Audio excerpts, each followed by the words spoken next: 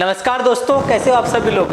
I hope बहुत ही बढ़िया होंगे और अपनी तैयारी को कर रहे होंगे। थंबनेल देख के आपको पता चल ही गया होगा कि ये current affair based MCQ practice है और वो भी सिर्फ 10 मिनट पे, ओनली 10 मिनट्स। आपको ज़्यादा समय भी नहीं देना पड़ेगा। और 10 मिनट हम इसलिए कहते हैं इसको बहुत, क्योंकि आप कहीं खाना खा रहे हैं, ट्रैवल कर रहे हैं, कुछ भी कर रहे हो तो आप आराम से कानों में लीड लगा आपने सुन लिया और आपका काम बन जाएगा। सारा का सारा करंट अफेयर जो मैं आपको यूपीएससी स्टेट पीसी इस लेवल का जो करंट अफेयर पढ़ाता हूँ 30 मिनट की क्लास में, वो और वन लाइनर करंट अफेयर उसी के ऊपर बेस ये एमसीक्यूज में बनाता हूँ और आपके सामने प्रस्तुत करता हूँ। तो तो चलिए आप जल्द से जल्द जो है क्रॉनिकल पत्रिका के यूट्यूब चैनल क्रॉनिकल इंडिया को सब्सक्राइब कर दीजिए। और हमारा पहला सवाल है, हिमाचल प्रदेश सरकार ने हाल ही में किस फसल की खेती के लिए एक पायलट प्रोजेक्ट शुरू किया है? ये अफीम, बी भांग, सी तंबाकू, डी चाय। ये अफीम यानी ओपियम, बी भांग यानी कैनाबीज, सी तंबाकू यानी कि टबैको एंड डी चाय माने टी। आपको तो पता ही है।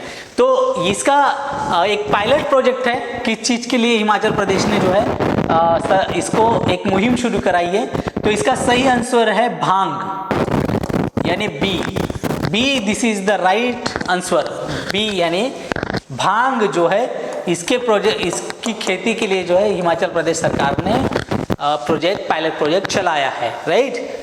अगला सवाल देख लेते हैं। आरबीआई ने हाल ही में बैंकिंग प्रणाली में तरलता, लिक्विडिटी जिसे हम कहते हैं,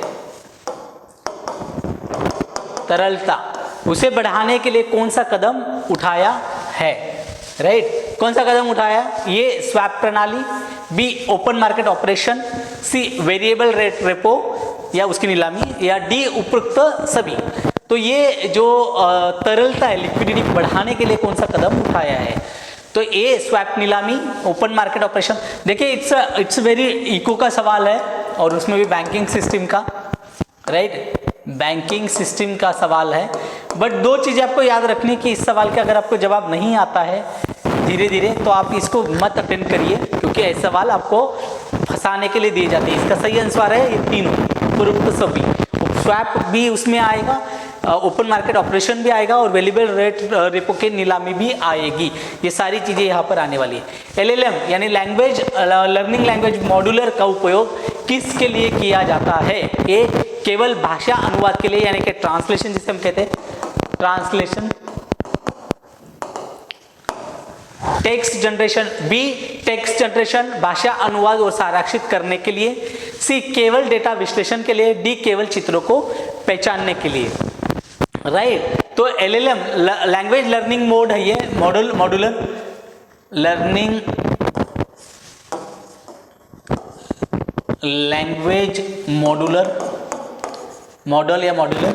राइट। ये किसके लिए दिया जाता है? तो इसका सही आंसर है बी टेक्स्ट जनरेशन। ये टेक्स्ट जनरेशन करेगा, भाषा का अनुवाद भी करेगा और इसको सब कुछ काम ये करेगा। राइट। अगला सवाल है, हाल ही में चर्चा में रहे कुर्दिस्तान क्षेत्र किस पर्वत श्रृंखला के पास है? कुर्दिस्तान काफी चर्चा में था। ये Himalaya, B Alps, C Zagros, D Andes. Right. Andes पर्वत अपने नाम से होगा, हिमालय तो हमारा ही है, आल्प्स पर्वत आपने सुना है यूरोप से लगकर है। तो कुर्दिस्तान में कौन बचा? जैग्रोस, सी। इसका सही आंसर है सी। अगला सवाल देख लेते हैं।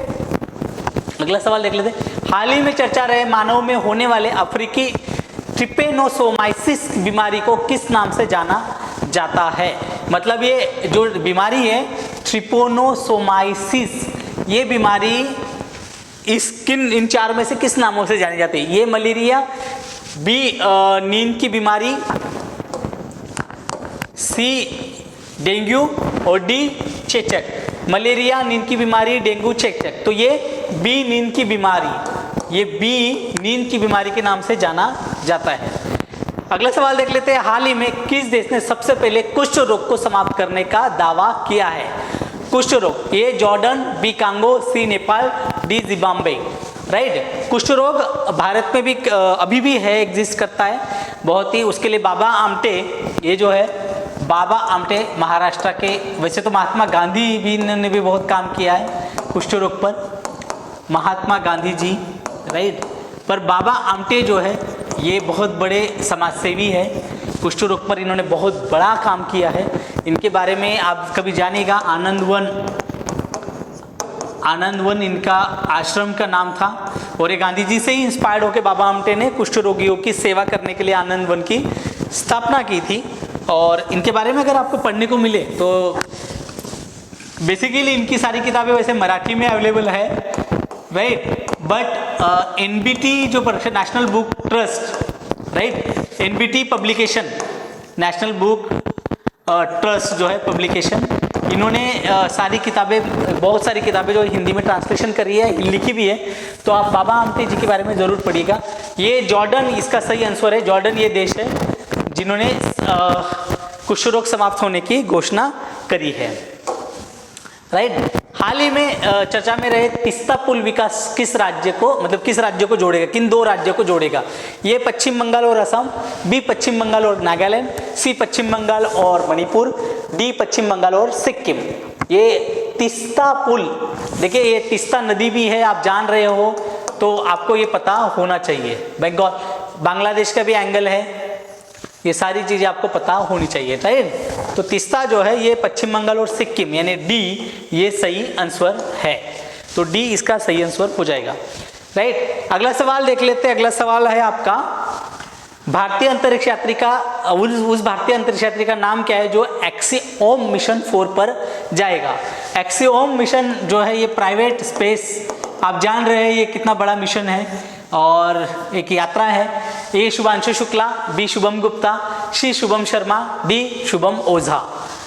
शुभम ही नाम है, शुभम शुभम शुभांशु, राइट। तो ये इसका सही आंसर है, ये शुभांशु शुक्ला। ये काफ़ी चर्चा में था, इंडियन एक्सप्रेस से लेके, हिंदू से लेके हर न्यूज़पेपर में इनकी फ़ोटो छपी थी, आपने शायद देखा ही होगा। अगर आपने नहीं देखा है तो आप ज़रूर देखिए, इनके बारे में पढ़िए एक इंडियन, तो आपको काफ़ी चीज़ें इनके बारे में पता चलेगी।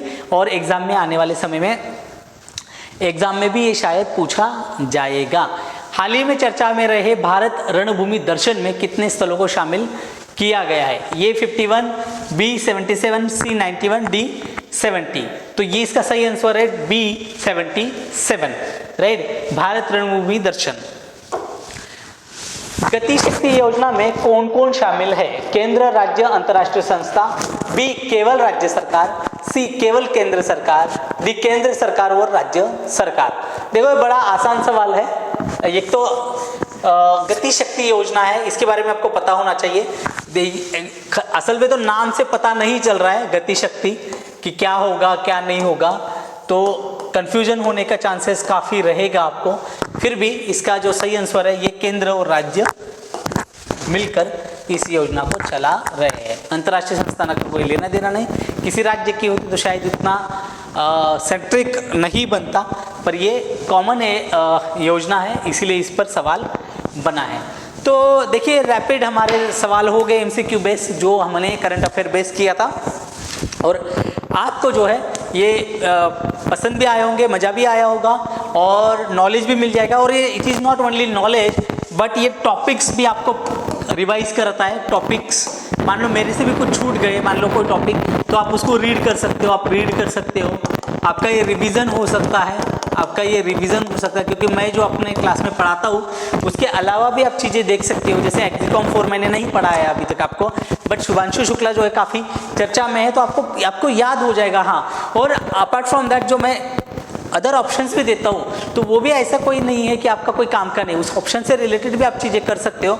अगर देखा जाए कोई व्यक्ति जो सही से पढ़ाई करता हो, अगर वो ठान ले तो एक सवाल में 4 ऑप्शंस होते हैं, तो वो 4 सवाल, उसके 4 क्वेश्चंस जो है हो सकते हैं, राइट।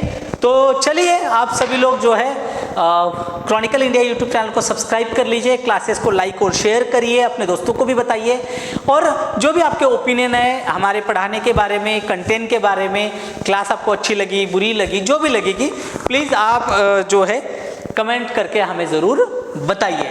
तो चलिए मिलते हैं नेक्स्ट क्लास में, तब तक के लिए आपका दिन शुभ रहे, धन्यवाद।